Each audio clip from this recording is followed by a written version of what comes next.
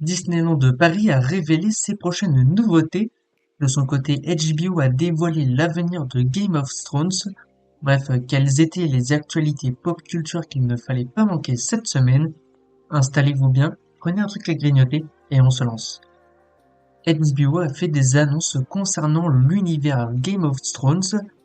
Pour rappel, en 2026, il y aura deux séries, A Night of the Seven Kingdoms en janvier et House of the Dragon saison 3 l'été. La première est une nouvelle série moins ambitieuse que la série d'origine ou que House of the Dragons, mais devrait s'étendre quand même sur plusieurs saisons.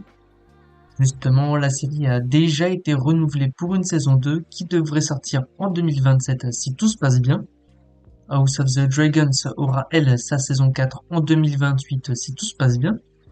D'autres séries sont en préparation du côté de HBO, à voir quand est-ce que ça pourrait sortir. Mai 2026 pourrait être un test pour voir si une année à deux séries Game of Thrones peut fonctionner.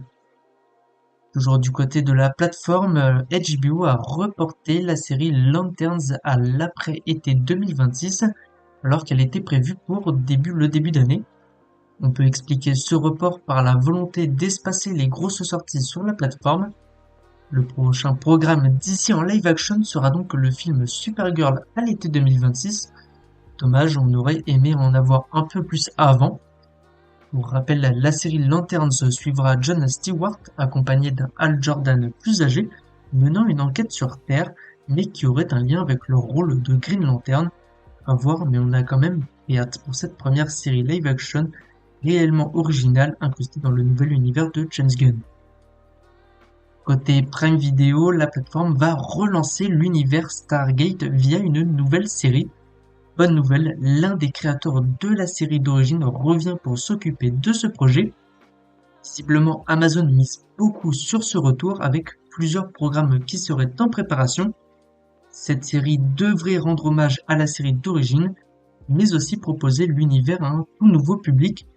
On se dirige donc probablement vers un revival ou un remake, non plus moderne, ou voir donc. Du côté de Skydance Paramount, un nouveau projet Tortue Ninja est en préparation. Ce n'est pas très surprenant puisque lors de la fusion entre les deux studios, plusieurs franchises ont été mises en avant, dont les Tortues Ninja. Il s'agira d'un film live action par le producteur des films Sonic. Rien à voir par contre avec le film d'animation sorti dernièrement qui proposait une toute nouvelle itération des Tortues new-yorkaises. Par ailleurs, le studio semble avoir annulé l'adaptation du comics The Last Ronin. On suit dans ce comics l'une des tortues dans une aventure sanglante. Le projet serait donc annulé, ou du moins mis en pause, Paramount préférant plutôt relancer la franchise par un film live se voulant plus familial. Également chez Paramount, un nouveau film Star Trek est en préparation par les réalisateurs du film Donjons et Dragons l'honneur des voleurs. Il s'agirait d'un film indépendant, donc non connecté aux précédents opus ou aux séries. À voir quand est-ce que ça sortira étant donné que bon nombre de projets dans l'univers Star Trek étaient déjà en préparation auparavant. Côté casting, Sadie Sink, que l'on retrouvera dans le film Spider-Man Brand New Day, prévu pour l'été 2026, aurait rejoint le casting du film Avengers Secret Wars, qui est prévu pour fin 2027. On ne connaît pas le rôle qu'elle aura dans le film sur le teaser, mais il semble assez important pour apparaître dans un film Avengers. Les rumeurs parlent de Gwen Stacy ou de Jean Grey. Il n'est donc pas impossible que ce soit l'un des deux rôles si l'actrice a été castée pour la suite d'Avengers Doomsday, qui lui est prévu pour décembre 2026 dans les salles. Qui arrivera à lui à une date qu'on ne sait pas, c'est Black Panther 3, puisque bonne nouvelle, Ryan Coogler, le réalisateur des deux premiers opus, a confirmé que Black Panther 3 sera son prochain projet après Sinners sorti cette année, et ça fait très plaisir. Par contre, côté mauvaise nouvelle, selon Dwayne Johnson et Emily Blunt, il est peu probable qu'une suite au film Jungle Cruise voie le jour du côté de Disney.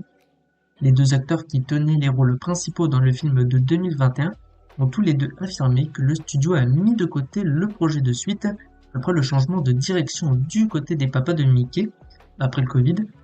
Le film n'ayant été ni un succès commercial ni un succès critique, Il n'est pas surprenant de voir Disney lâcher le projet.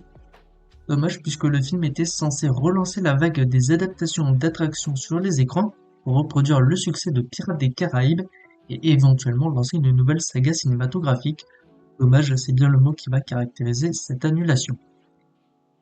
Un projet qui lui par contre s'annonce, c'est une série adaptée des jeux d'Ubisoft Far Cry, qui est donc en préparation du côté de FX et Disney+. Le créateur de la série Alieners s'occupera du projet.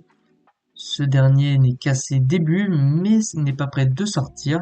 À voir si chaque saison présentera une histoire indépendante comme les jeux, ou si l'on suivra une seule intrigue. Du moins, ça, c'est si la série a plusieurs saisons, bien sûr.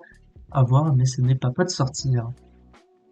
Un film qui lui non plus n'est pas prêt de sortir étant donné qu'un nouvel opus vient à peine d'arriver au cinéma, c'est Insaisissable puisqu'un quatrième opus serait déjà en préparation, alors que le troisième volet vient à peine de sortir. Par ailleurs, le réalisateur a affirmé commencer à préparer un nouveau film Bienvenue à Zombieland, ça n'a rien à voir, mais ce serait assez cohérent avec une sortie prévue pour 2029, soit 10 ans après le dernier opus, qui lui-même était sorti 10 ans après le premier film.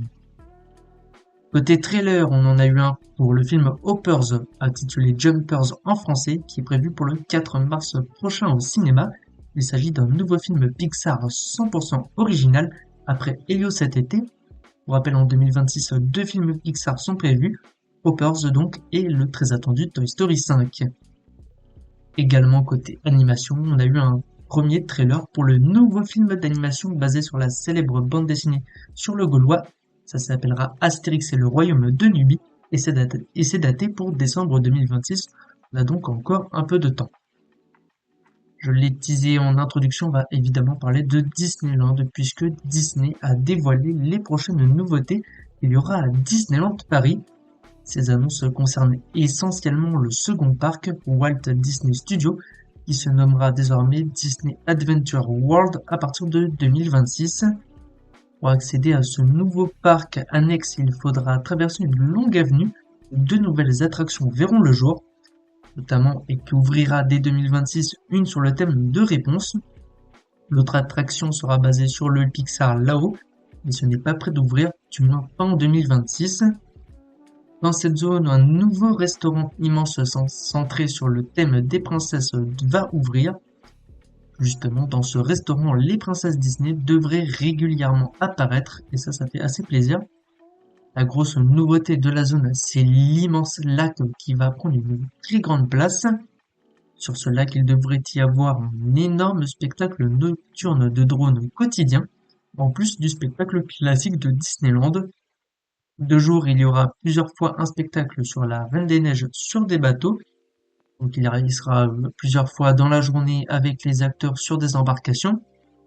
L'énorme nouveauté par contre dans ce parc, c'est l'arrivée d'un tout nouveau land inspiré des films La Reine des Neiges.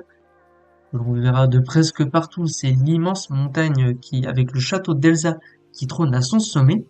On ne pourra pas le visiter, c'est seulement décoratif, mais c'est quand même assez impressionnant. Sinon, dans ce land, il y aura évidemment le village de Arendelle, vu comme dans les films, et dans cette zone, un grand restaurant avec des menus inspirés de la nourriture scandinave. Côté attraction, une basée sur les films va avoir évidemment le jour. Il s'agira d'une promenade en bateau dans des décors gelés aux côtés d'Anna et Elsa. Une attraction donc très familiale et qui plaira au plus grand nombre. À l'issue de l'attraction, vous trouverez une immense boutique inspirée de la Reine des Neiges, avec quelques animations pour les enfants, dont du maquillage, etc. Une autre boutique verra également le jour dans le land et proposera globalement les mêmes produits en tout genre, hormis les animations. On trouvera aussi dans le land l'immense château d'Anna où l'on pourra prendre des photos avec les 2 princesses et qui accompagnera ces dernières. C'est un Olaf plus vrai que nature. En effet, Disneyland a présenté un robot animé dernier cri, une première dans le monde qui permettra au bonhomme de neige de prendre vie. C'est absolument bluffant. Mais bon, pour voir tout ça, il faudra encore être patient puisque tout ça n'ouvrira que fin mars 2026. Voilà, c'était tout pour les actualités pop culture. On passe à notre traditionnel point box-office. D'abord, Predator Badlands qui en est à 160 millions de dollars au box-office monde. C'est très moyen pour ce film qui visait sans doute plus. Sur la durée, ce sera rentable, mais ça restera un succès vraiment timide. On en parlait justement, Insaisissable 3, lui en est à 146 millions de dollars au box-office monde. Pour l'instant, c'est correct, mais ça sent le succès global, sans doute un peu moins bien que les précédents opus, mais ça reste très correct. De son côté, The Running Man, lui, en est à seulement 48 millions de dollars au box-office monde. C'est très timide et ça sent même le flop, surtout vu le budget d'un peu plus de 100 millions. Viser les 200 millions, ça va être très compliqué. Et le petit nouveau cette semaine, c'est Wicked for Good qui en est déjà à 223 millions de dollars au box-office monde. Gros démarrage pour cette suite. Le premier opus était déjà une très belle surprise au box-office avec un peu plus de 700 millions de dollars récoltés. La deuxième partie sera donc une nouvelle fois un succès vu ce départ incroyable.